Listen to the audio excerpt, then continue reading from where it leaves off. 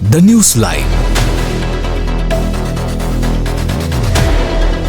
Hello and welcome to People's TV. Let me start today's video with a question. Have you ever been in a situation where, despite having a circle of loyal friends, not a single one came to your aid when you needed them most? And instead, someone you never considered a friend, maybe someone you barely noticed, came to your rescue in an unexpected way? Now, what does that have to do with Israel? On October 7, 2023, Hamas terrorists, alongside Palestinian civilians, breached the border from the Gaza Strip into Israel and brutally murdered more than 1,200 civilians. Another 250 were taken alive as hostages. That horrifying day sent shockwaves through Israel and reminded the nation and the world that anti-Semitism remains a very real threat, even in the 21st century.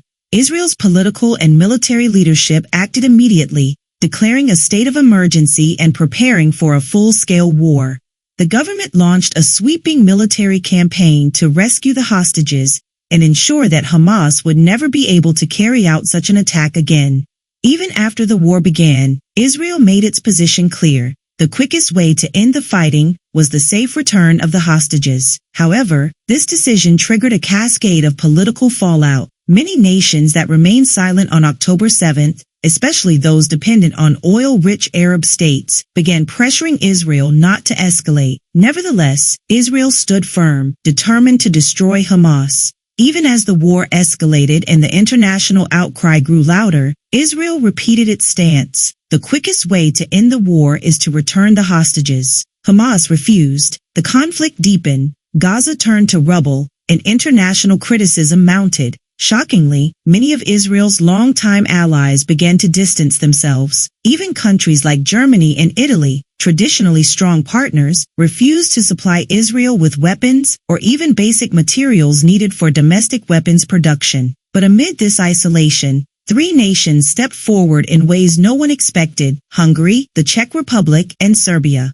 Let's look at how Serbia helped. Serbia opened direct flight routes between its airports and Israeli army bases. Cargo ships from Serbia began delivering military aid, and the country also supplied 155mm artillery shells to Israel. Collectively, Serbia, Hungary, and the Czech Republic have provided military support worth millions of euros. While many Western nations bowed to international pressure, these three didn't flinch, not even when the International Criminal Court, ICC, issued an arrest warrant for Israeli Prime Minister Benjamin Netanyahu, accusing him of war crimes in Gaza. In defiance, Hungarian Prime Minister Viktor Orban invited Netanyahu to Hungary and announced his country would not honor the ICC's warrant. That withdrawal included refusing to arrest Israeli officials or soldiers on Hungarian soil.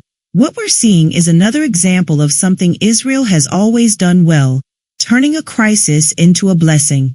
This moment has also taught Israel a hard truth, that many of its long-standing allies can no longer be counted on. As a result, Israel is boosting its domestic weapons production to ensure self-reliance in future conflicts. Now, let's address a claim floating around social media. Some self-styled experts claim Israel only survived because of U.S. air support under the Trump administration. That's an oversimplification. These critics need a serious reality check on how Israeli air power works and just how advanced Israel's own aerospace capabilities really are. Israel doesn't just rely on other nations. It innovates, it adapts, and it acts. Israel has already allocated funds to expand its military might without relying on foreign partners. In conclusion, here's a story to think about. A man once went searching for a true friend, but when he couldn't find one, he chose to be a true friend to everyone else. Israel is like that man. It has offered friendship to nations that dismissed or even despised it. Remember, Israel has provided food, water, and electricity to Gaza, even though rockets were being launched from Gaza into Israeli cities. And yes, humanitarian aid often ends up in the hands of Hamas.